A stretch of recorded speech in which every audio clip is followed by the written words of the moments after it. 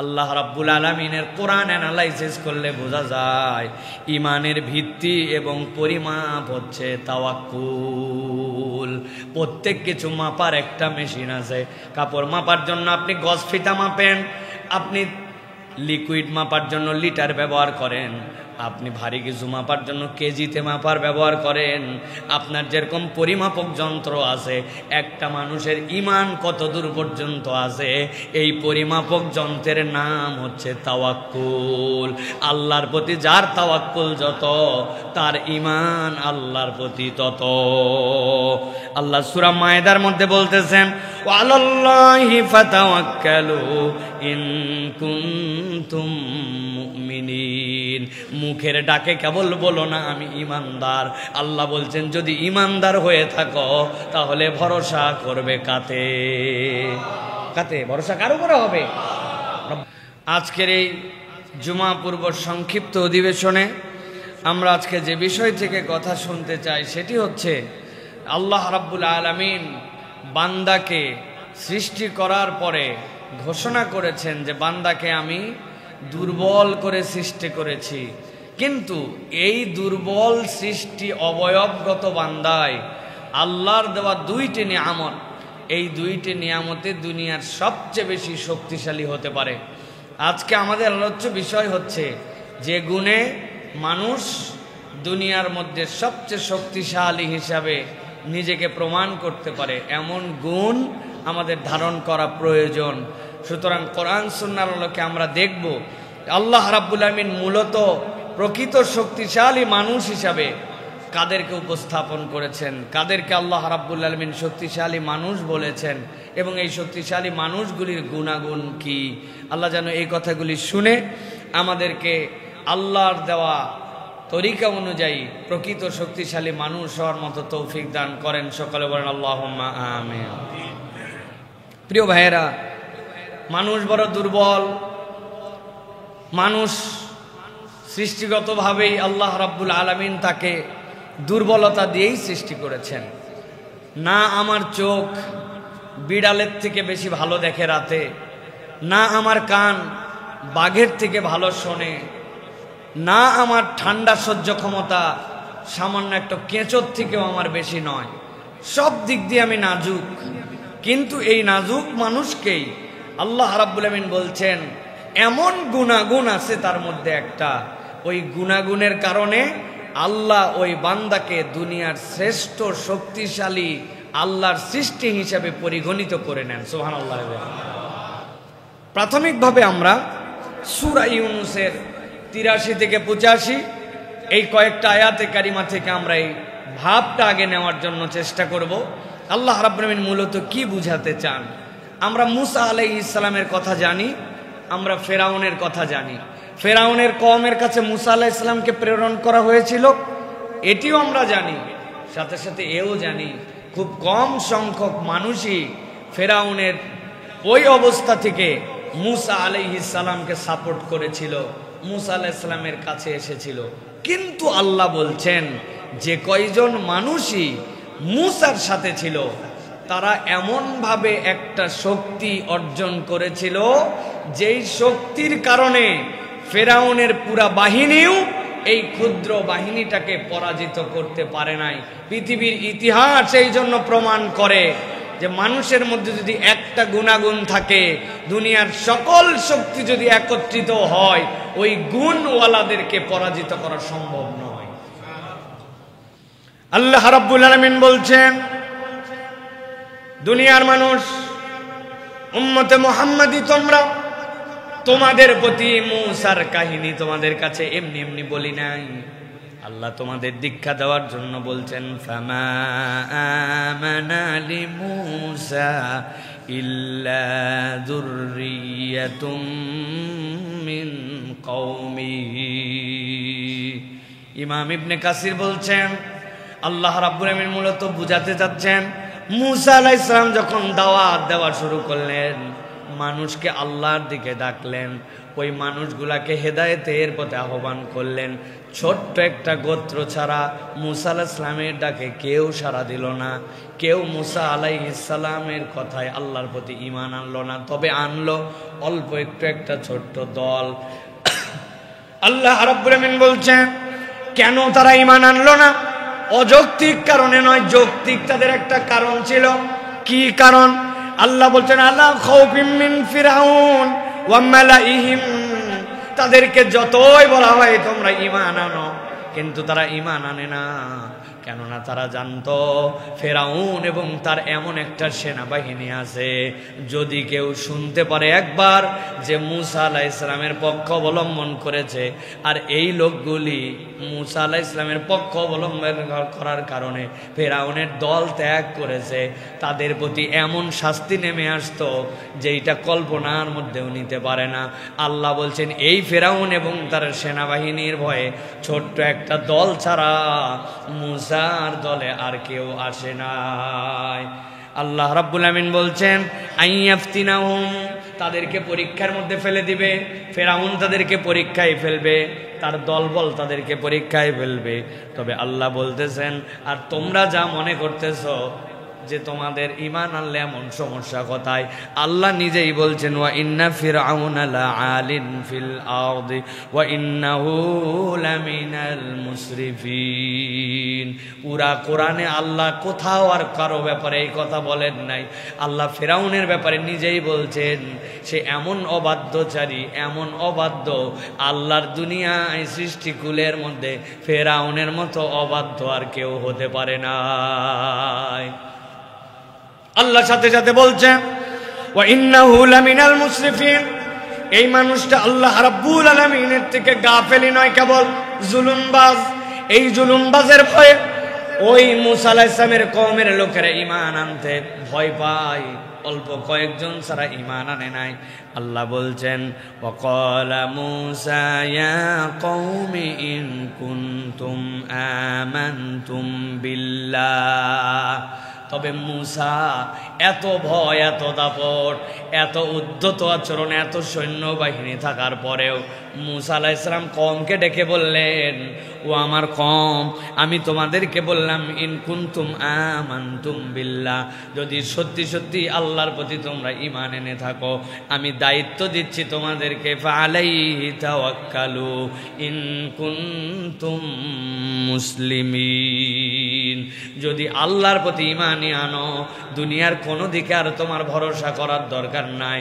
তোমার তাহলে দায়িত্ব হচ্ছে তুমি ভরসা করবে আল্লাহতে। সুবহানাল্লাহ। সাহসের জায়গাটা কল্পনা করেন। আল্লাহ নিজে বলছেন ফেরাউন হচ্ছে লাআল, এমন ধরনের অবাধ্য দুনিয়ায় এরকম আর একজন অবাধ্য আসে নাই। মুসরিফিন, কাউকে হিসাব করে কোনো কিছু করে না, যা মন চাই তাই করতে পারে, এমন তার সৈন্যবাহিনী আছে যেই সৈন্যবাহিনী ফাইট করা লাগে না, ওই সৈন্যবাহিনী যাকে ধরে এমন ভাবে সাইজ করে ওইটা দেখে ঈমান আনতে পারে না। কিন্তু মুসা আলাইহিস সালাম বলছেন ও ঈমানদাররা, ভয় পাওয়ার কোনো কারণ নাই।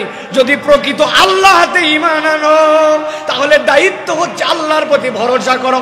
যে আল্লাহর প্রতি ভরসা করে দুনিয়ার কারো ক্ষতি করার তার সামর্থ্য নাই। আল্লাহ রাব্বুল আমিন বলছেন ফাকালু আলাল্লাহি তাওয়াক্কালনা, যেই কয়জন ঈমান আনছে সাথে সাথে আসমানের দিকে মুখ তুলে বলল আমরা ভরসা করলাম আল্লাহ। আল্লাহ রাব্বুল আমিন বলছেন রব্বানা লা তাজআলনা ফিতনাতাল লিল কওমিজ জালিমিন। সাথে সাথে তারা এও বলল আল্লাহর কাছে, ও আল্লাহ আমরা বড় অসহায়, আমরা বড় দুর্বল। রব্বানা লা তাজআলনা, আপনি আমাদেরকে বানাবেন না পরীক্ষার বস্তু। কাদের জন্য? দুনিয়ার বুকে যারা ফিতনা করে ওই ফিতনাবাজদের পরীক্ষার মধ্যে মেহেরবানি করে আপনি আমাকে ফেলবেন না। আমি জানি ওই ফিতনার মধ্যে পড়লে আমি টিকে থাকতে পারবো না, অতএব ফিতনা থেকে রক্ষা করবেন আপনি, আমার ভরসার প্রতি ইস্তেকামত দিবেন আপনি। সুবহানাল্লাহ। প্রত্যেক ইমানদারের মা বোন সহ প্রত্যেক পিতা প্রত্যেক ভাই প্রত্যেক সন্তানের দায়িত্ব এই দোয়াটা মুখস্থ করে ফেলা। রব্বুল আলামিন শিখাচ্ছেন, রব্বানা লা তাজআলনা ফিতনাতাল লিল কওমিজ জালিমিন। আল্লাহ যেই কওম জালিম করে, যেই কওম জালেম, রব্বুল আলামিন তাদের পরীক্ষার মধ্যে আপনি আমাকে ফেলবেন না। এমন এমন পরিস্থিতির মধ্যে মানুষ চলে আসে, যেই পরিস্থিতিতে মানুষ ঈমান টিকায় রাখতে পারে না, ওই ফিতনা থেকে বান্দা নিজেকে হেফাজত করতে পারে না। অতএব আল্লাহর কাছে দোয়া করবে, আল্লাহ আপনি আমাকে পরীক্ষার বস্তু বানাবেন না, জালেমদের ফিতনার মধ্যে আমাকে ফেলবেন না। জিজ্ঞাসা করতে চাই, এই দোয়াটা শিখাইছেন কে? এই দোয়াটা কবুল করবেন কে? তাহলে যিনি শিখালেন নিশ্চয় তিনি বান্দাকে জেনে বুঝে জানালেন। যদি বান্দা দোয়া করার মতো করতে পারে, কবুল করতে রব্বুল আলামিন দেরি করবেন না। সুবহানাল্লাহ। তাহলে এই আয়াত আমাদেরকে দুইটা শিক্ষা দিল, ভালো করে খেয়াল করেন। পরিবেশ আপনার প্রতিকূল, অবস্থা আপনার জন্য বিরূপ, আপনার আশপাশটুকু আপনার সাথে সামঞ্জস্যশীল নয়, কিন্তু বান্দা যদি এই অবস্থায় দুইটা জিনিসের উপরে যদি ঈমান আনতে পারে, তাহলে বান্দার যাবতীয় সমস্যার সমাধান হবে। এক নম্বর, ভরসা করতে হবে করার মতো আল্লাহর প্রতি, আর দুই নম্বর, আল্লাহর কাছে দোয়া করতে হবে। এই জন্য বলা হয় আর দোয়া সিলাহুল মুমিন। মুমিনের হাতে যদি একটা তলোয়ার থাকে, মুমিনের হাতে যদি একটা লাঠি থাকে, কোনো একটা সাপ আসছে, একটা কুকুর ঘেউ ঘেউ করে ডিস্টার্ব করতে আসছে, আপনার কাছে দস্তুর মতো লম্বা একটা ছাতা আছে, ছাতাটা বাঁশ দিয়া ধাম ধাম করে দুইটা লাগাই দিছেন, এটা আপনার সিলাহ, এইটা আপনার আত্মরক্ষার কবচ। আল্লাহ বলছেন, বান্দা তুমি তো ইনস্টল করছো তোমার ইমানের ভিতরে যে রব্বুল আলামিন ছাড়া আমার কোনো ভরসার জায়গা নাই। আর ওই ইনস্টল করার পরে ওই অ্যাপসটা ব্যবহার করবে কেমনে? এখন অ্যাপসটা ব্যবহার করবে আল্লাহর কাছে দোয়া দিয়ে। আপনার অ্যাপস ইনস্টল আছে, দোয়া হচ্ছে আপনার ব্যবহার বিধি। যেই বান্দার কাছে এই দুইটা নিয়ামত আছে, আল্লাহ বলছেন ওই লোক বিছনায় কায়েত হয়ে শুয়ে থাকতে পারে, পরে আরেকজন ধরে নিয়ে ডান থেকে বামে ফিরাই দেওয়া লাগতে পারে, কিন্তু দুনিয়ার বাহ্যিক শারীরিক অবকাঠামোতে সেই ব্যক্তি দুর্বল, কিন্তু আল্লাহর প্রতি ভরসা আর আল্লাহর কাছে দোয়া, এই যোগ্যতার কারণে আল্লাহর আসমানের নিচে জমিনের উপরে তার থেকে শক্তিশালী প্রকৃত কেউ নাই। সুবহানাল্লাহ। শক্তি দেখানোর জায়গা কোনটা? শক্তি দেখানোর জায়গা হচ্ছে শয়তানের বিপক্ষে আপনার ফাইট করা। ইন্নাশ শাইতানা লাকুম আদুউম মুবিন। আপনি কল্পনা করেছেন আমার একজন রব আছে, যার রব আছে তার সব আছে। বলেন কি বলছি? ওই যে সুন্দরবন এলাকায় এক লোকের বাড়ি ছিল, ওই লোক এক গরু পুষত, এক লোকের পুকুর ছিল, পুকুরটা ছেঁচে চিন্তা করছে এবার যে বন্যা গেছে প্রচুর মাছ ঢুকছে, ছেঁচে ফেলেছে। ছেঁচে ফেলার পরে উপর দিয়ে অনেক দল হয়েছে, পানা উঠছে, গরু সারা গরু সব জায়গায় খায়। আল্লাহর কাজ, ওই জায়গায় গেছে যে একটা দুইটা করে পানা খাইতে খাইতে পুকুরের মাছ পর্যন্ত চলে গেছে। কিন্তু পুকুরের পানি না থাকলে কি হবে? 2.5 হাত কাদা, আবার কাদা কি বেলে মাটির কাদা, ওরে আঠা, একবার ঢুকলে ভোস করে ঢোকে আর টান দিয়ে বের করা যায় না। এই আঠার আঠা ওর মধ্যে খাইতে খাইতে গরু মধ্যে গেছে, মধ্যে যায় আর পা তুলতে পারে না, গরু গেছে আটকায়া। যত চেষ্টা করে তত নিচে যায়, গায়ের লোমের সাথে লাগলে আরো ছোটে না, শক্তি সামর্থ্য সব শেষ। গরু ওই জায়গায় চুপচাপ আছে আর ভাবতেছে আজকে কপালে কিছু মায়ের আছে আমার, কেননা খাইতে খাইতে আমি যে জায়গায় আসছি আমার মালিক আসার পরে দেখলে খবর আছে। যা ভাবনা তাই, আর বেশি চেষ্টা না করে চুপচাপ আছে। মালিক খুঁজতে খুঁজতে গরু কইরে যেয়ে দেখে ওই পুকুরের মধ্যে আটকায়া ওই জায়গায় বসে আছে। লোকজনরে ডাক দিয়েছে, আমার গরুটার উদ্ধার করা লাগবে। গলায় দড়ি লাগায়া এইসা টানা টানছে, গলা মলা ছিলে গেছে এই দিক দিয়া, ঢাই ঢাই করে পাশার মধ্যে বাঁশ দিয়া দুইটা বাড়ি দিয়েছে। ব্যাককল, এত খাওয়ার জায়গা থাকতে তোমার পুকুরের মধ্যে নামা লাগে। মাইরে মুইরে উঠায় আনছে, গরু কোনো হামলায়ও নাই, কিচ্ছু বলে নাই। আনার পরে বালতি দিয়া পুরা গাটা ধোয়ায় টোয়া, আবার কপালে একটু আদর করে দিয়া আবার ভিতরে ঢুকাই দিছে। আবার রাখার সময় একটু খ্যাটটা দিয়েও রাখছে, যে সারাদিন তো যা খাওয়ার খাইছে তার চেয়ে কষ্ট বেশি করছে গরুওয়ালার। এই ঘটনার রাত্রি আরেক ঘটনা ঘটছে। ওই এলাকায় হরিণ শিকার করার জন্য রাত্রিবেলা বাঘ মামা বেরোইছে। বাঘ মামা দেখে পুকুরের ওই পারে আছে হরিণ, টার্গেট নির্ধারণ করে চিন্তা করছে যা আছে কপালে, পুকুরের দেখতে পায় নাই ঠিকঠাক মতো, লাভ দিছে, পুরা পুকুর পার হতে পারে নাই, মাছ বরাবর যায়। যত জোরে জাম ধাপ করে উনি ঢুকছে, ঢোকা মাত্র তো বুঝছে বিপদ আছে। কিন্তু বিপদ বুঝলে কি হবে, আমি একটা বনের রাজা, দাপট আছে আমার একটা রয়্যাল বেঙ্গল টাইগার, বড় বড় দুটা হুঙ্কার দিয়েছে। হুঙ্কারের ঠালায় আশপাশের বাড়ি গড়ালারা খিল্লাটি দিয়ে আটকাইছে যে বাবা বাঘ পড়ছে বাঘ পড়ছে, কিন্তু আসলে তো বাঘ এলাকায় পড়ে নাই, পুকুরে পড়ছে। উঠার জন্য বহু চেষ্টা, যতই উঠতে চাই ততই ডাক মারে, কাজ হয় না। যত দাপাদাপি করে লোমে টোমে আটকায়া 1.5 ঘন্টার প্রচেষ্টায় এবার বাঘ নিজেকে স্যালেন্ডার করে চুপচাপ আছে, আর খালি সময় গুনতেছে। আর এলাকার লোক দোয়া করতেছে, আল্লাহ আমার বাচ্চা রক্ষা করো, আমার গরু ছাগল রক্ষা করো। আর বাঘ খালি চিন্তা করতেছে, আল্লাহ আমার জান রক্ষা করো। পরের দিন সকাল আস্তে আস্তে করে দরজা টরজা খুলছে, খোলা টোলার পরে লোকজন এও দেখতে দেখতে দেখে হ্যাঁ পুকুরের মধ্যে বাঘ আটকাইছে। আর যাবে কই, লম্বা লম্বা বাঁশ টাস নিয়ে এসে যার যেখানে আছে পিটায়া পাটায়া। এক মহিলা কোলে করে এক বাচ্চা নিয়ে আসছে, যে বাবা একটু সাইড দাও। কয় আপনার কি কাম? কয় বাবা বড় হয়ে যেন আমার বাচ্চাটা গল্প করতে পারে যে পিটায়া বাঘ মারছিল, একটা বাড়ি দিতে দে। কোলের বাচ্চারে দিও একটা বাড়ি দিছে, ছোট বাচ্চারও বাড়ি দেওয়া হয়েছে। বাঘ মারার এই দিন প্রত্যেক দিন আসে না। আমি বুঝানোর জন্য বলছি, বাঘ অনেক শক্তিশালী। পুকুরে আটকাইছিল, গরু তার কোনো শক্তি ছিল না, কিন্তু গরুর একজন রব ছিল, একজন মালিক ছিল। ওই জন্য হালকা মায়ের খাওয়ার পরেও আদর করে তুলে নিয়ে আসছে। আর বাঘ তার ওই এলাকার কোনো মালিকানা নাই, এই জন্য বাঁশের বাড়ি ওই শিশু বাচ্চাটাও পাশার মধ্যে খায় মরা লাগছে। আপনি আমি যদি মনে করি অভিভাবক শূন্য, রব শূন্য, আপনার ব্যালেন্স থাকতে পারে অনেক, আপনার দাপট থাকতে পারে অনেক, শারীরিক শক্তি থাকতে পারে অনেক, আপনার আসলে কিচ্ছু নাই, কেননা আপনার অভিভাবক নাই। আর ইমানদার ফিল করে তার কিচ্ছু নাই, কিন্তু আমার আছে আল্লাহ, যার আছে আল্লাহ তার আছে সব, ঠিক কিনা? এই জন্য আমরা রব শূন্য নয়, আমরা আল্লাহ রাব্বুল আলামিন শূন্য নয়। আপনাকে ফিল করতে হবে কার উপর ভরসা করতেছি, তার উপরে ভরসা করতেছি। আল হাইয়ুল কাইয়ুম, যিনি চিরঞ্জীব, আদি অনন্ত, ইন্নাহু আলা কুল্লি শাইইন কাদির, যিনি যা ইচ্ছে তাই করতে পারেন, ওই রকম রব আমার রব। এটা আমাদের দুনিয়ার মামু খালুর মতো নয়, ঠিক কি না? আল্লাহ রাব্বুল আলামিন এই জন্য বলছেন, মানুষের মাঝে যদি কেউ শক্তিশালী মানুষ হতে চায়, আল্লাহ রাব্বুল আলামিনের প্রতি যেন সে ভরসা করে। তাওয়াক্কুল হচ্ছে জীবনের সকল সংকট এবং প্রতিকূলতার থেকে উত্তরণের সবচেয়ে বড় সহায়ক। আল্লাহ রাব্বুল আলামিনের কোরআন অ্যানালাইসিস করলে বোঝা যায় ইমানের ভিত্তি এবং পরিমাপ হচ্ছে তাওয়াক্কুল। প্রত্যেক কিছু মাপার একটা মেশিন আছে। কাপড় মাপার জন্য আপনি গজ ফিতা মাপেন, আপনি লিকুইড মাপার জন্য লিটার ব্যবহার করেন, আপনি ভারী কিছু মাপার জন্য কেজিতে মাপার ব্যবহার করেন। আপনার যেরকম পরিমাপক যন্ত্র আছে, একটা মানুষের ঈমান কত দূর পর্যন্ত আছে, এই পরিমাপক যন্ত্রের নাম হচ্ছে তাওয়াক্কুল। আল্লাহর প্রতি যার তাওয়াক্কুল যত, তার ঈমান আল্লাহর প্রতি তত।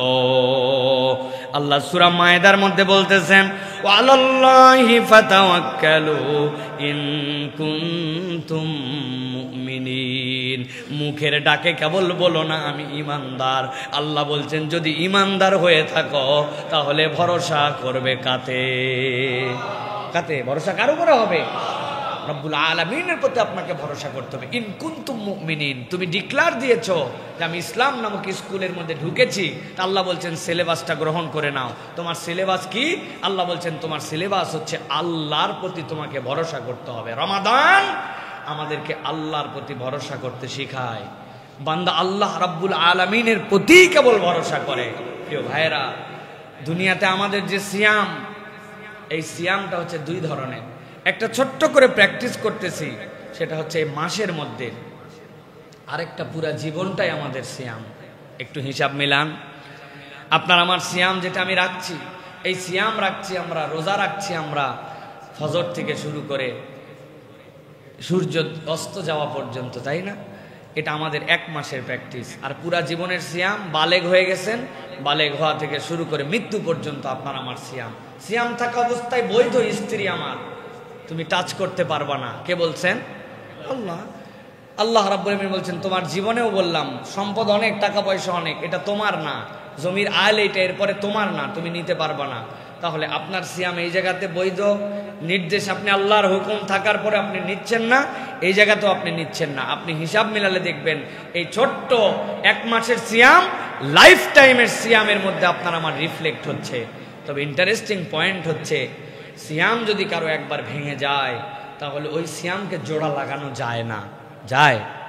সকাল 11টার দিকে আপনি ঢকঢক করে অনেক ক্ষুধার কারণে পানি 2 গ্লাস খেয়ে ফেলাইছেন, খাওয়ার পরে বলছেন, oh my god Allah, I am extremely sorry Allah, আমি খুব রং করে ফেলছি আল্লাহ, আল্লাহ তুমি আমাকে মাফ করে দাও, আমি শয়তানের প্ররোচনায় প্ররোচিত হয়ে মাত্র 1.5 গ্লাস পানি খাইছি আল্লাহ, তোমার কাছে সরি। বলেন তো ভাই, যত কৌশলে যত ধরনে আল্লাহর কাছে সরি বলুক, ইংরেজিতেই বলুক আর বাংলাতেই বলুক, ওই সিয়াম যে ভাঙছে ওই সিয়ামকে ওই দিনের জন্য জোড়া লাগানো যাবে? কথা মনে হয় বোঝেন নাই, যাবে না। আমার বাচ্চারা ছোট যেটা, এর দিনে 3টা রোজা করতেছে আল্লাহ রহমতে, এবং হিসাব দিছে যে বাবা তাহলে 30 দিনে তোমার 99টা রোজা হয়। আমি বললাম 90 হয়, কিন্তু 99 কেমনে? ওই মা একদিন বলছে 4টা রোজাও হয়েছে কোন দিনের। এখন আমাদের ছোট বাচ্চার বুঝ দেওয়া এটা, কিন্তু আমাদের সিয়াম কি এরকম সম্ভব ভাই? কিন্তু জীবনের যে সিয়াম, আল্লাহ ওই জায়গায় একটা এক্সেপশনালিটি রেখেছেন।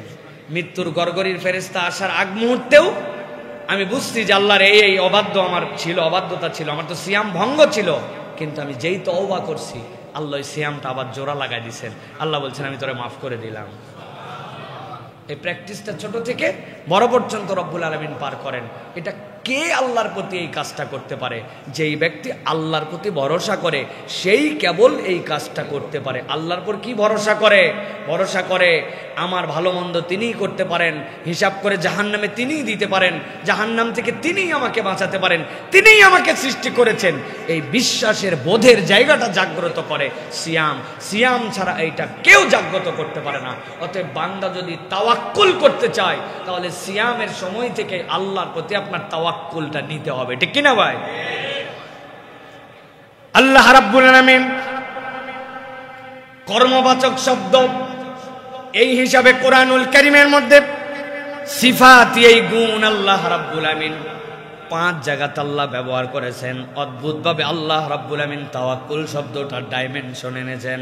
আল্লাহ সূরা নিসার 132 নম্বর আয়াতে বলছেন, ওয়ালিল্লাহি মা ফিস সামাওয়াতি ওয়া মা ফিল আরদ ওয়া কাফা বিল্লাহি ওয়াকিলা। ওই যে আসমান উপর দিকে তাকায় দেখো বান্দা, তাকায় দেখো। আমি তো আসমান কেবল তাকায় দেখি বলি স্কাই ইজ ব্লু, কিন্তু কল্পনাও করি নাই আসমানটা কি। আমি যা দেখতেছি এগুলা মেঘমালার কিছু উপর পর্যন্ত। প্রথম আসমান যে কত দূর পর্যন্ত বিজ্ঞানীরা এখনো বের করতে পারে নাই। আল্লাহর এরকম 7টা আসমান আছে। আল্লাহ বলছেন বান্দা জেনে রাখ, তোর রব 7 আসমানের মালিক আর 7 জমিনের মালিক। তুই জাতটার উপরে ভরসা করতেছিস না, তুই ভরসা করতেছিস আল্লাহর উপরে। আল্লাহ বলছেন ওয়াকাফা বিল্লাহি ওয়াকিলা, তত্ত্বাবধায়ক হিসাবে, উকিল হিসাবে আল্লাহ যথেষ্ট। সুবহানাল্লাহ। আমি যে উকিল ধরছি, বাংলাদেশে পড়ালেখা করা নয়, 1000 মামলা পরিচালনা করছে, এর মধ্যে প্রায় 800 মামলা জিতছে।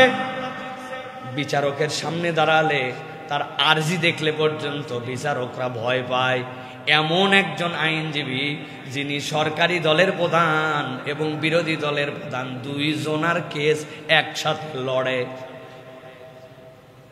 ব্যারিস্টার রফিকুল হকের নাম মনে আছে আপনার? ওনার একটা ভাষা আমার মাথার মধ্যে গেঁথে গেছে। বলে কি তোমরা লেখো, কেস তো সামনে যায় বলতে হয় না, যেই লেখাটা আরজি দেওয়া হয় ওই আরজিটাই হচ্ছে মূল কেস। ওই এমন লেখা লিখবো, ওই লেখা দিয়ে লটকায় ফেলবো। কি বলছে? লেখার ভাষাটাই এমন হবে, ফাঁক বের করতে পারবে না, লটকায় দিব।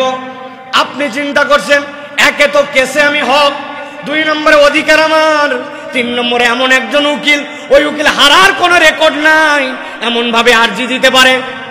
আপনি কেস করার পরের থেকেই খালি চিন্তা করতেছেন, একবার খালি কোর্টে উঠুক মামলাটা, টের পাবি তুই। আপনার মনের কনফিডেন্সের কম।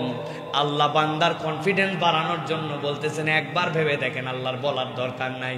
কিন্তু আল্লাহ বলছেন ওয়ালিল্লাহি মা ফিস সামাওয়াতি ওয়াল আরদ ওই আসমানের তুমি ধান নিয়ে চিন্তা করো, রিজিক নিয়ে চিন্তা করো, তোমার নিরাপত্তা নিয়ে চিন্তা করো, তোমার ইজ্জত নিয়ে চিন্তা করো, তোমার পরিবার নিয়ে চিন্তা করো।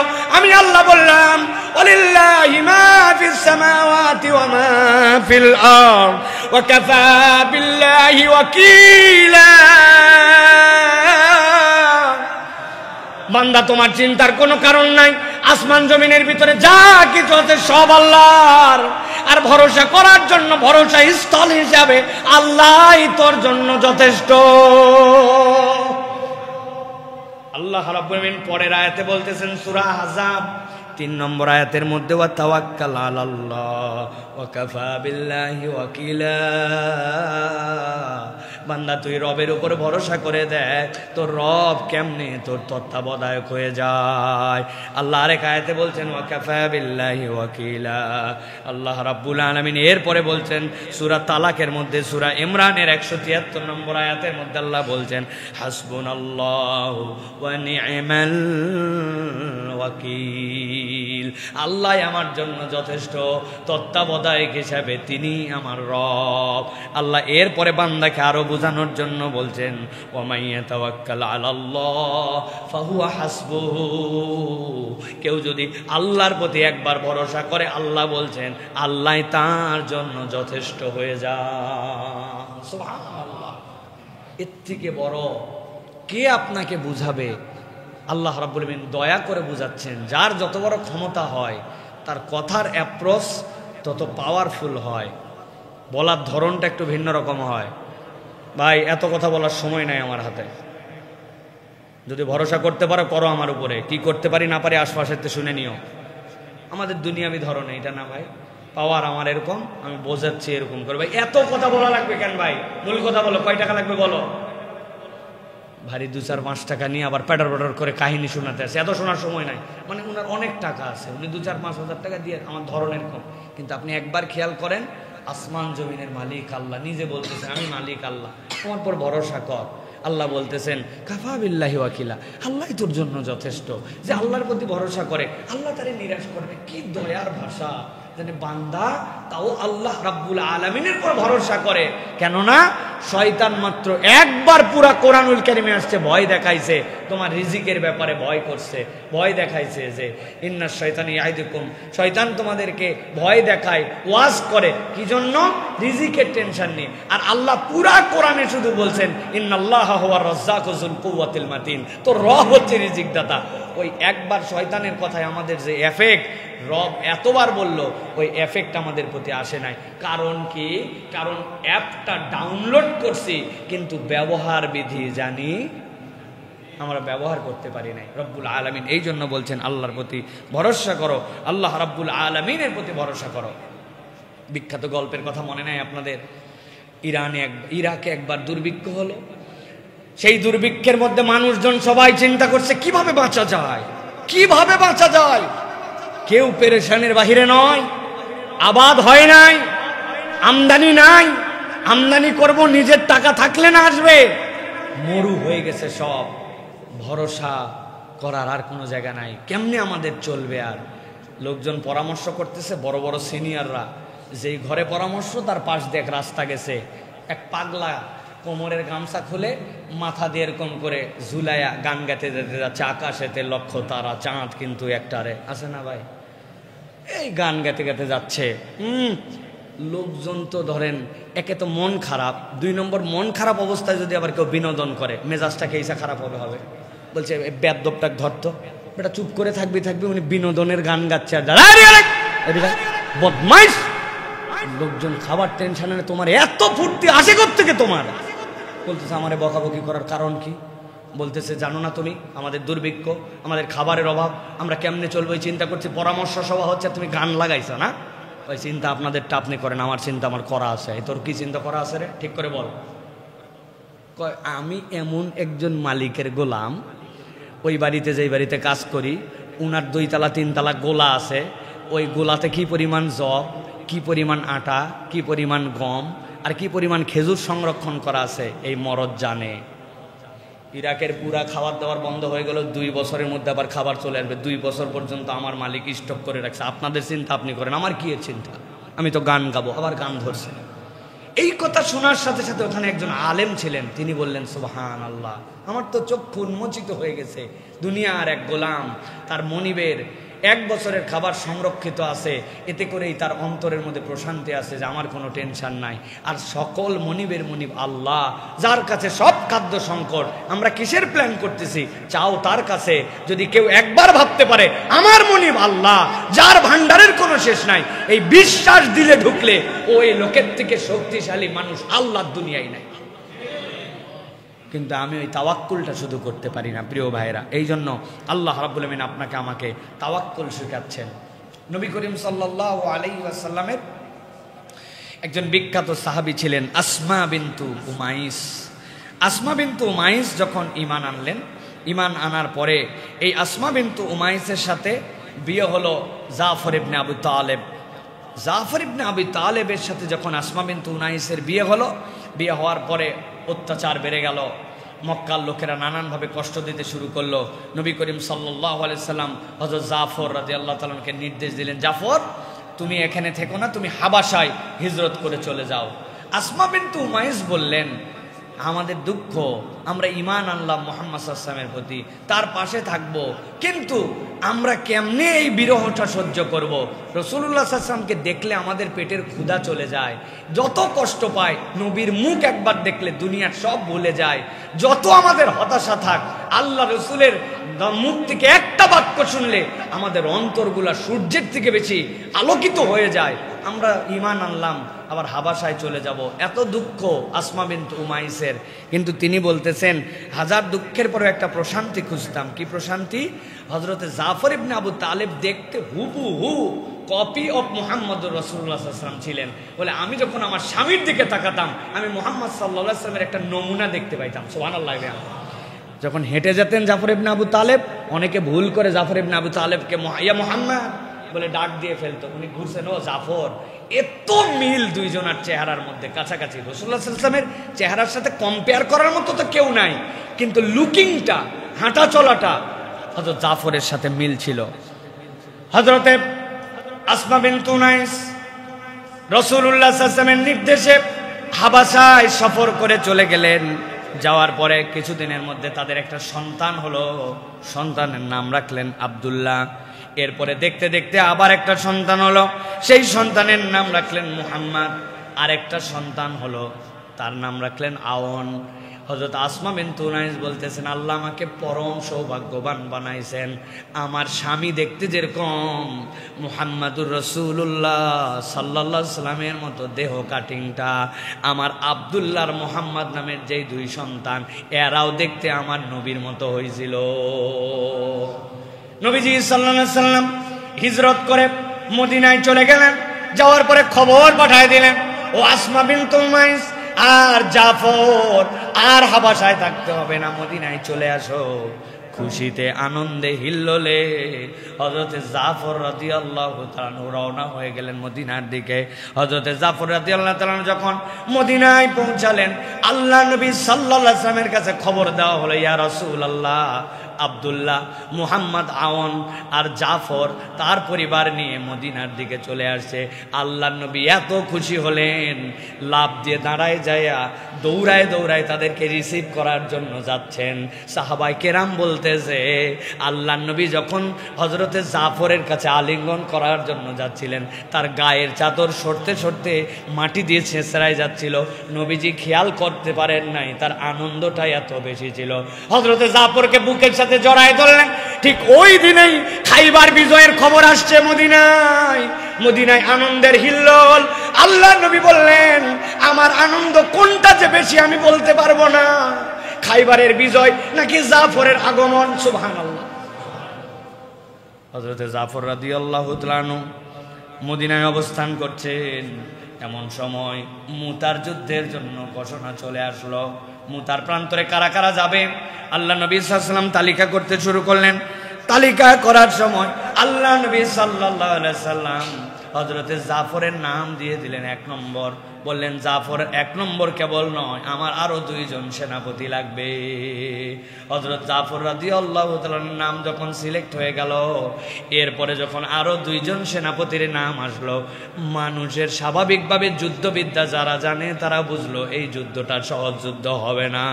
কেননা এক যুদ্ধে পরপর 3 জন সেনাপতি নবী সিলেক্ট করে দেন নাই। তার মানে এই যুদ্ধে সেনাপতি প্রথম 2 জন তারা আল্লাহর জন্য শহীদ হয়ে যেতে পারে। হযরত জাফর রাদিয়াল্লাহু তাআলা রওনা হলেন। ইসলামের ইতিহাস, যে ইতিহাস জাফর রাদিয়াল্লাহু তাআলা রচনা করেছেন, কিয়ামত পর্যন্ত নতুন করে ইতিহাস লেখা কঠিন। হযরত জাফর রাদিয়াল্লাহু তাআলার কাছে ইসলামের পতাকা। হযরত জাফর যখন যুদ্ধ করছিলেন, বিপক্ষের মানুষেরা তার যখন আক্রমণ করেছে, তিনি আক্রমণ প্রতিহত করতে যে তার ডান হাতটা হারাই ফেলেছিলেন। ওই জাফর রাদিয়াল্লাহু তাআলা এরপরে বাম হাতে ইসলামের ঝান্ডা ধরেছিলেন। তারা যখন জাফর রাদিয়াল্লাহু তাআলাকে আক্রমণ করে বাম হাত ফেলে দিয়েছে, বাকি যে 2 পা ছিল, 2 পা দিয়ে বুকের সাথে জড়ায় ধরে ইসলামের পতাকাকে উজ্জ্বল করে রেখেছিলেন। কিন্তু যখন তারা তাকে আক্রমণ করে কোমরের নিচ থেকে শরীরকে আলাদা করে দিল, জাফর রাদিয়াল্লাহু তাআলার জান তখনও বের হয় নাই। তিনি যখন দাঁত দিয়ে কামড়ায় ধরে কাত হয়ে ইসলামের পতাকাটা মাটিতে ফেলতে দেন নাই, তারপরে উড্ডীন করে রেখেছেন। হযরত জাফর রাদিয়াল্লাহু তাআলা শাহাদাতের খবর নবীজি সাল্লাল্লাহু আলাইহি ওয়াসাল্লামের কাছে চলে আসলো। নবীজি সাল্লাল্লাহু আলাইহি ওয়াসাল্লাম পাগলের মতো দৌড়ায় হযরত আসমা বিনতে উনাইসের বাড়িতে চলে গেলেন। যাওয়ার পরে ডাক দিলেন, ইয়া মুহাম্মদ, ইয়া আব্দুল্লাহ, আন। সবগুলো দৌড়ে আসছে। আল্লাহর নবী কোনো কথা বলেন না, কিন্তু চোখ দিয়ে নবীজির পানি পড়ে। আসমা বিনতে উনাইস জিজ্ঞাসা করে, ইয়া রাসূলুল্লাহ, আপনার চোখ দিয়ে পানি কেন? নবীজি চিন্তা করলেন, জীবনে কখনো বানায় কথা বলেন নাই, ইয়ার কি ছলেও মিথ্যা কথা বলেন নাই, গোপন কেমনে রাখবেন? হযরত রাসূলুল্লাহ সাল্লাল্লাহু আলাইহি ওয়াসাল্লাম বলেন, আসমা, তোমার জন্য একটা কঠিন সংবাদ আছে। হযরত জাফর আল্লাহর রাস্তায় শহীদ হয়ে গেছে।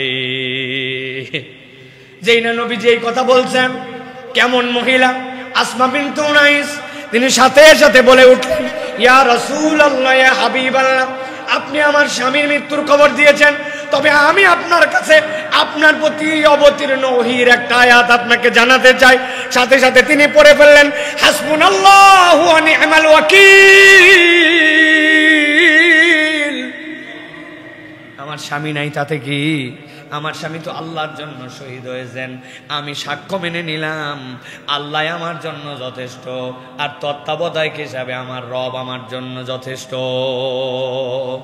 নবীজি সাল্লাল্লাহু আলাইহি সাল্লাম বাচ্চাদেরকে এবার ডাক দিলেন, ও ডানাওয়ালার সন্তানেরা এদিকে আসো, ডানাওয়ালার সন্তানেরা এদিকে আসো।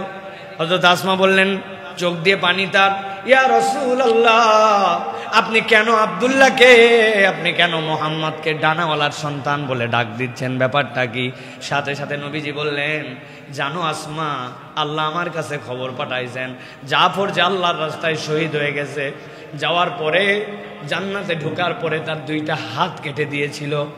কাফের মুশরিকরা মনে করছে বিরাট ক্ষতি করলাম, কিন্তু আল্লাহ জান্নাতে ঢোকার সাথে সাথে সবুজ 2টা পাখা লাগায় দিয়েছেন জাফরকে। আমি দেখেছি জাফর জান্নাতের মধ্যে উড়ে উড়ে বেড়ায়। জাফরকে জিজ্ঞাসা করা হয়েছে, তোমার কি আর কোনো মনের চাহিদা আছে নাকি, মনের দুঃখ আছে নাকি? আবেদন করছি, ইয়া আল্লাহ, আমার কোনো চাহিদা নাই, যে নিয়ামত শহীদরা পাইছে তাদের আর কোনো চাহিদা নাই, তবে ছোট্ট একটা চাহিদা আছে। দুনিয়ার মানুষ তো জানে না এটার নিয়ামত কেমন। আমার একটা চাহিদা, আমি যদি দুনিয়ায় আরেকবার যাইতাম আর আল্লাহর জন্য শহীদ হইতে পারতাম, এইটা সম্ভব কিনা?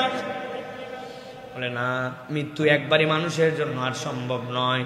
হযরতে আসমা বিনতে উনাইস এই যে বলেছিলেন, হাসবুনাল্লাহু ওয়া নি'মাল ওয়াকিল, দুনিয়ার মানুষ প্রমাণ পেয়েছে তার এই ভরসা করার দ্বারা আল্লাহ তাকে কি নিয়ামত দিয়েছিলেন।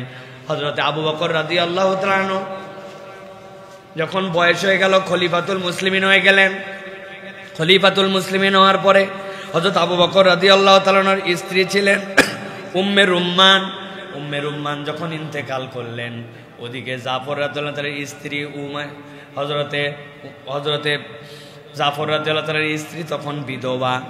উম্মে রুম্মান ইন্তেকালের পরে আবু বকর রাদিয়াল্লাহু তাআলা প্রস্তাব পাঠালেন আসমার কাছে যে আসমা কি বিবাহে যদি রাজি থাকে খলিফাতুল মুসলিমিন আবু বকর তাকে বিবাহ করতে চান। বিবাহের প্রস্তাব মেনে নিয়ে খলিফাতুল মুসলিমিনের স্ত্রী হয়ে গেলেন আবু বকর রাদিয়াল্লাহু তাআলা। এরপরে ইন্তেকাল করলেন। আবু বকর রাদিয়াল্লাহু তাআলা ইন্তেকাল করার পরে এরপরে হযরতে আলী রাদিয়াল্লাহু তাআলা যখন আবার খলিফাতুল মুসলিমিন হলেন তখনও আসমা বেঁচে ছিলেন। আসমা বেঁচে থাকা অবস্থাতে হযরতে আলী রাদিয়াল্লাহু তাআলার স্ত্রী ফাতেমা রাদিয়াল্লাহু তাআলা যখন ইন্তেকাল করলেন তিনি তখন প্রস্তাব পাঠালেন আসমা যদি রাজি থাকে তাহলে তাকে আমি বিবাহ করতে চাই। হযরত আলী রাদিয়াল্লাহু তাআলার সাথেও তার বিবাহ হলো। আবু বকর রাদিয়াল্লাহু তাআলার ঘরেও একটা সন্তান ছিল, আগে ছিল 3 সন্তান, হযরত আলীর ঘরেও একটা সন্তান হয়েছে। একদিন 2 সন্তান মাঠের মধ্যে গেছে, যাওয়ার পরে গন্ডগোল লাগাইছে।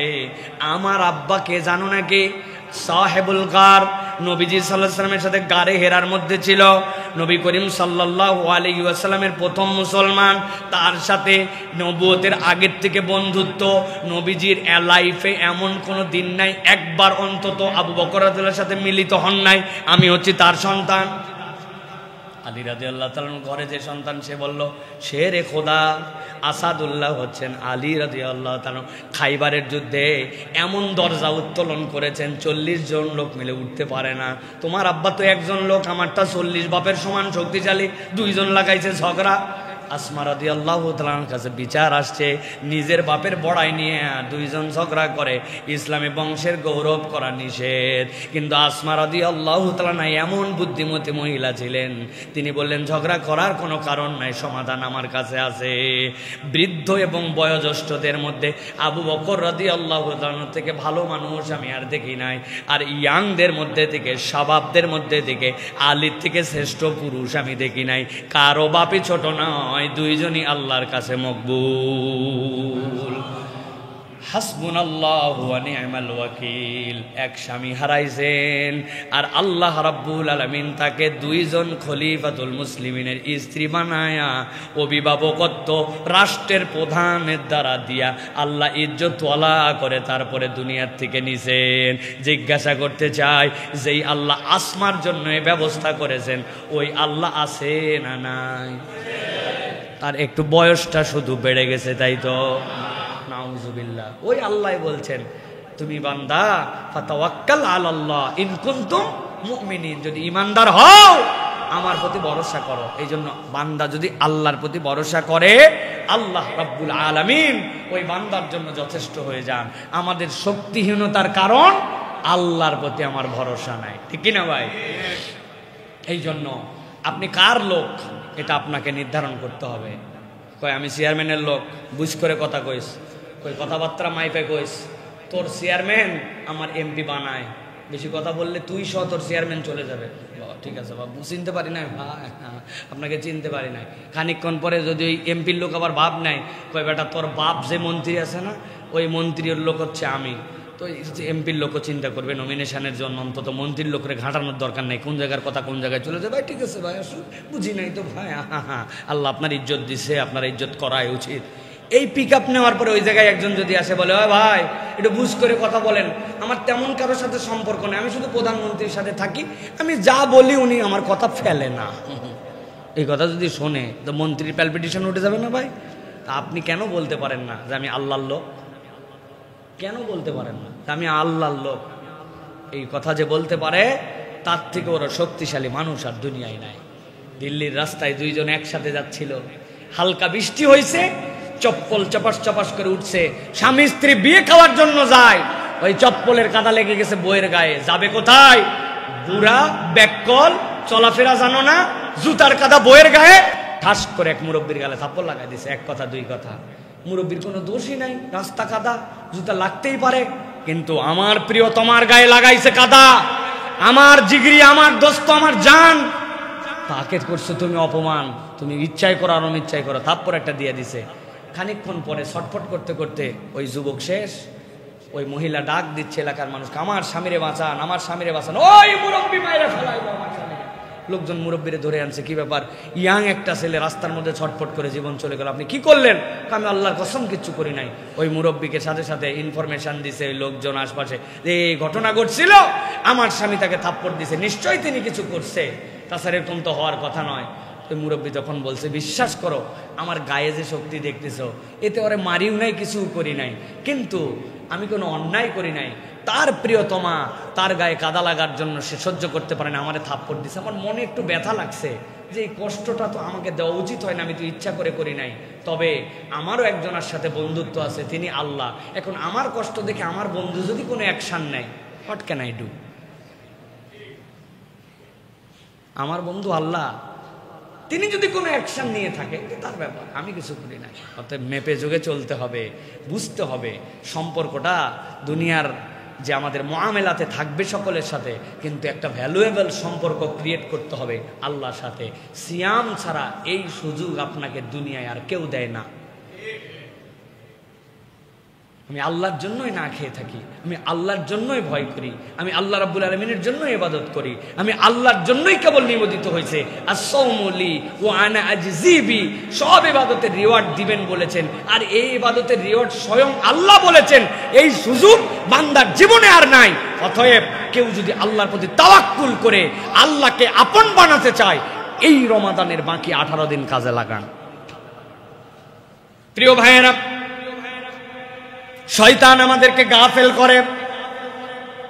মানুষ যেভাবে গাফলতি করে, এটা যদি আমরা বিশ্লেষণ করি, 3 ভাবে মানুষ গাফেল হয়। কবির মনোযোগে খেয়াল করেন। যারা যারা ঘুমায় গেছেন তারা তারা হাত তোলেন। কেউ ঘুমান নাই, পেছনে একজন খালি ঘুমাইছে। ভালো করে খেয়াল করেন, মানুষকে শয়তান কিভাবে প্ররোচিত করে আর কিভাবে মানুষ বাঁচবে একটা গাইডলাইন আল্লাহ দিয়েছেন। কখনো কখনো শয়তান অজ্ঞতা দিয়ে প্ররোচিত করে। আপনার জ্ঞানই নাই, আপনি প্ররোচিত হয়ে গেছেন। মাস্তানি একটা ফতুয়া মেরে দিয়েছে, উমুকের পিছে তারাবি হবে না, 15 বছর বয়স হয়েছে তারপরেও তারাবি হবে না। কত বড় মুফতি সাহেব আছে না এরকম? এটা অজ্ঞতা দিয়ে তাকে প্ররোচিত করে ফেলছে। 2 নম্বরে কখনো কখনো স্মৃতির উপরে আবরণ ফেলে দেয়। আমার মনে হয়েছে আসরের নামাজ পড়ে ফেলছে, অথচ এশার পরে মনে হয়েছে ওই দিন আসর পড়ি নাই। স্মৃতির প্রতি আবরণ ফেলে দিয়ে আমাদেরকে ভুলায় দেয় শয়তান, অনেক সময় হয় কিনা। 3 নম্বরে কখনো কখনো মানুষকে শয়তান তার নফসের অনুসারী বানায় দেয়। ওই ব্যক্তির ইলাহ তখন আল্লাহ নয়, ওই ব্যক্তির ইলাহ তখন অন্তর হয়ে যায়। আমার কথা নয়, আল্লাহ রাব্বুল আলামিন বলছেন, আফারাআইতা মান ইত্তাখাযা ইলাহাহু হাওয়া ওয়া আদাল্লাহু আল্লাহু আলা ইলমিন ওয়া খাতামা আলা সামইহি وقلبه وجعل على بصره غشاوة فمن يهديه من بعد الله أفلا تذكرون। আল্লাহ বলছেন, তুমি কি দেখো নাই এমন কতকগুলো মানুষ আছে, মিথ্যুক নাম্বার 1, উপরে উপরে বলে আমার মালিক আল্লাহ, কিন্তু কাজে কর্মে আচরণে ওর অন্তর হচ্ছে তার ইলাহ। অন্তর কি? রোজা রাখছে আল্লাহর জন্য, কিন্তু ঈদের দিনে বেহায়া হয়ে ঘুরে বেড়ায়। ওই বেপর্দা হয়ে যে ঘুরলো, তার যুক্তি হচ্ছে 5000 টাকার কাপড়, এইটা যদি বোরখার নিচে থাকে তাহলে কেমনে হয়? ইলাহ তাহলে কে? তার ইলাহ হচ্ছে তার শয়তান, ইলাহ হচ্ছে তার অন্তর।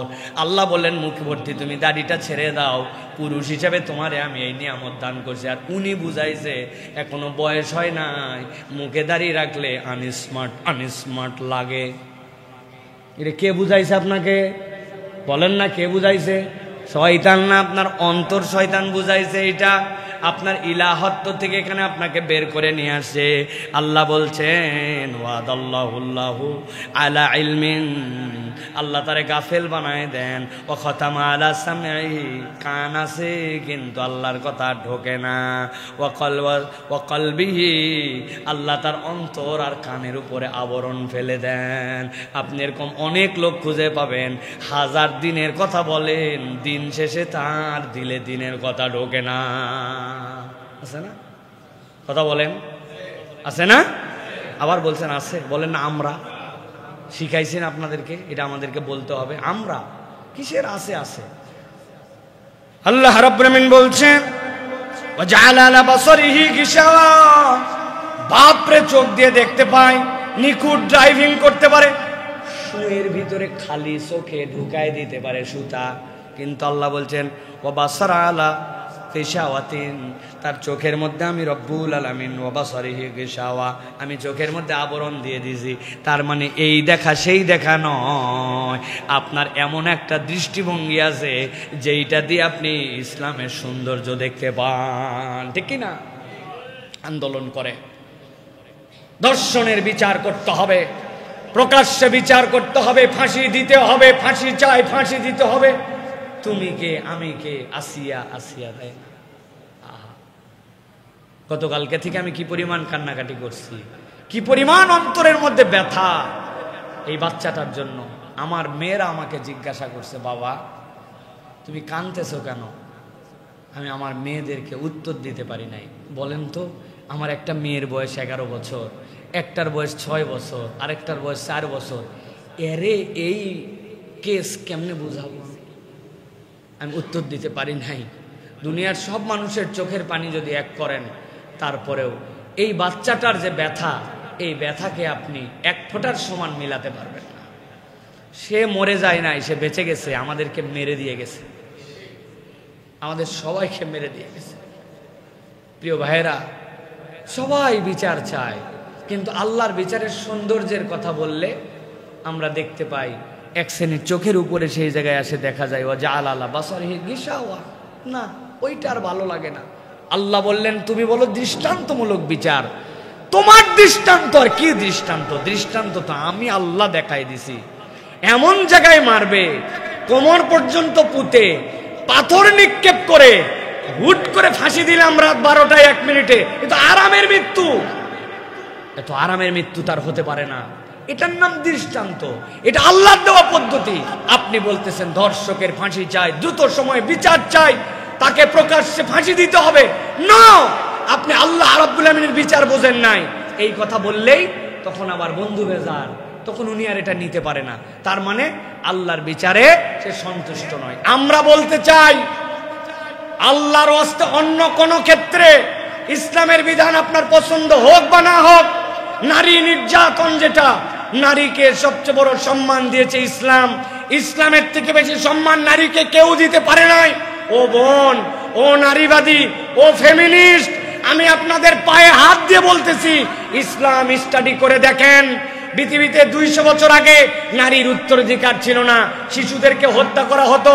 ভারত সহ পুরা পৃথিবীতে নারী ভ্রূণ হত্যা করা হয়, এমনকি আইন করতে বাধ্য হয়েছে আলট্রাসোনোগ্রাম করার সময় জেন্ডার বলে দেওয়া যাবে না, কিন্তু এর দ্বারা নারী হত্যা বন্ধ হয় নাই। আর ইসলাম এই নারীকে এমন মর্যাদার আসনে বসাইছে যেটার কল্পনা নাই, যেটার তুলনা নাই।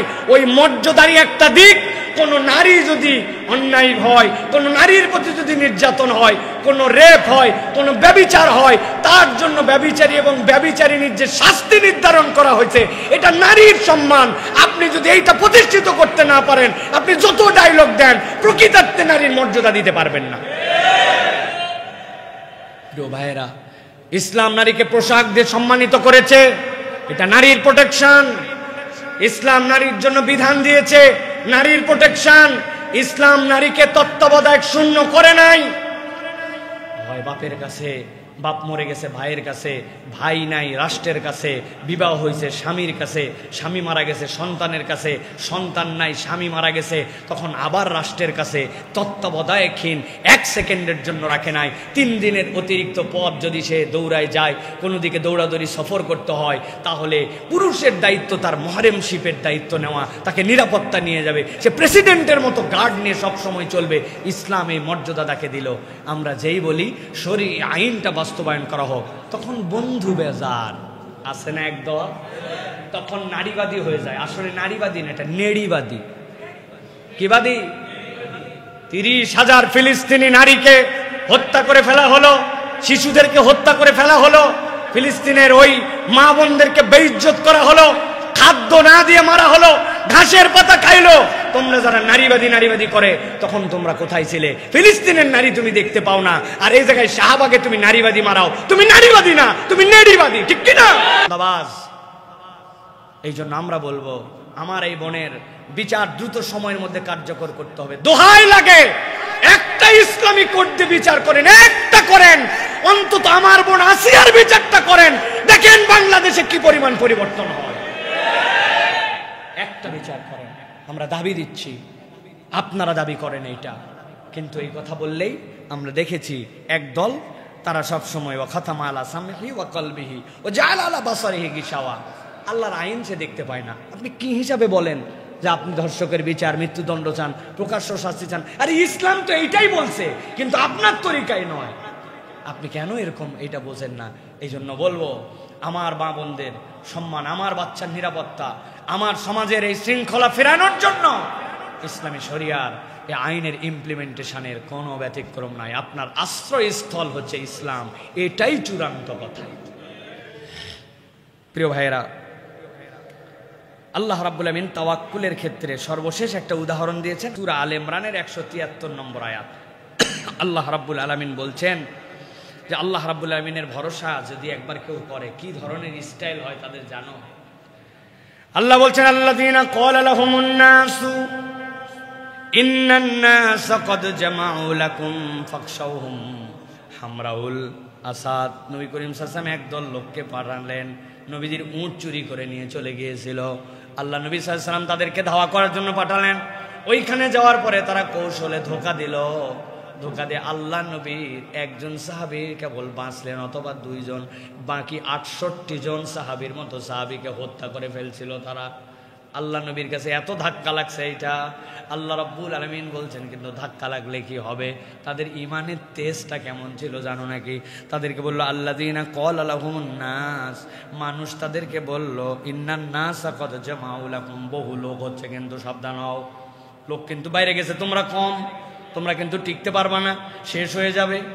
আল্লাহ বলতেছেন এই বাপের বেটাগুলা এমন বাপের বেটা, তারা চিৎকার দিয়ে বলে উঠলো ফাযাদাহুম ঈমানা, লোক বাড়ছে শুনে তাদের ঈমান বাইরে গেল। আল্লাহু আকবার। সাথে সাথে তারা বলতে শুরু করলো ক্বালু হাসবুনাল্লাহু ওয়া নি'মাল ওয়াকিল। লোক দিয়ে ঈমানদার কখনো হিসাব করে না, ঈমানদার হিসাব করে আমি আল্লাহর প্রতি ভরসাকারী। সুবহানাল্লাহ। খেজুরের চামড়া ছেলা ডাল তরোয়ালের ভূমিকায় চলে আসছে। কিসের বলে? আল্লাহর প্রতি তাওয়াক্কুলের বলে। ওই খেজুরের ডাল তখন তলোয়ারে রূপান্তর হয়ে গেছে। অতএব প্রিয় ভাইয়েরা, প্রিয় বোনেরা, আমার যারা কথা শুনতেছেন, আল্লাহর উপর তাওয়াক্কুল বাড়ান। আল্লাহর উপর তাওয়াক্কুল মুখ দিয়ে কেবল বললে আসে না। আল্লাহর উপর তাওয়াক্কুল করার জন্য 3টা কাজ করতে হয়।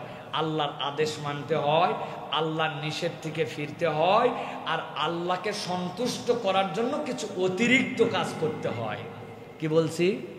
আল্লাহর আদেশ, আল্লাহর নিষেধ দূরে থাকতে হয়, আর আল্লাহকে সন্তুষ্ট করার জন্য অতিরিক্ত কিছু কাজ করতে হয়, যেটা না করলেও আল্লাহ রাগ হয় না, কিন্তু করলে আল্লাহ খুশি হয়। আপনার এরকম যাকাতের টাকা দিবেনই, কিন্তু আপনি কিছু অতিরিক্ত দান করেন। আপনার দায়িত্ব নাই, কিন্তু তারপরেও আপনি 2টা লোকের দায়িত্ব নেন। আপনি মসজিদে ঢুকে বসে পড়েন না, আপনি 2 রাকাত সালাত আদায় করেন। তাহাজ্জুদ না পড়লে গুনাহ হবে না, কিন্তু একটু তাহাজ্জুদে ওঠার জন্য চেষ্টা করেন। আপনার সম্পদ যেটা আছে মানবিক কাজে একটু ব্যবহারের জন্য চেষ্টা করেন। আপনি আপনার জায়গা বুঝবেন যে আল্লাহ এটা না করলে অখুশি হবে না, কিন্তু করলে অতিরিক্ত খুশি হয়। আল্লাহর আদেশ মানে, নিষেধ থেকে ফিরে, আর আল্লাহকে খুশি করার জন্য কাজ করে। এই 3 কাজ করলে এই অ্যাপস রান করে। নচেত খালি মুখে বললে হবে না আল্লাহ ভরসা। এই লোক যদি টায়ার বাস্ট হয় তো দৌড়ায় সবার আগে। এই আল্লাহ ভরসা আমাদের। অতএব আমরা যদি প্রকৃত শক্তিশালী হতে হয়, তাহলে আল্লাহর প্রতি তাওয়াক্কুল বাড়াতে হবে। পারবো তো ইনশাআল্লাহ? আল্লাহ তাআলা আমাদেরকে কবুল করুক, আল্লাহুম্মা আমিন। আল্লাহ আমাদেরকে বোঝার তৌফিক দান করুক, আল্লাহুম্মা আমিন।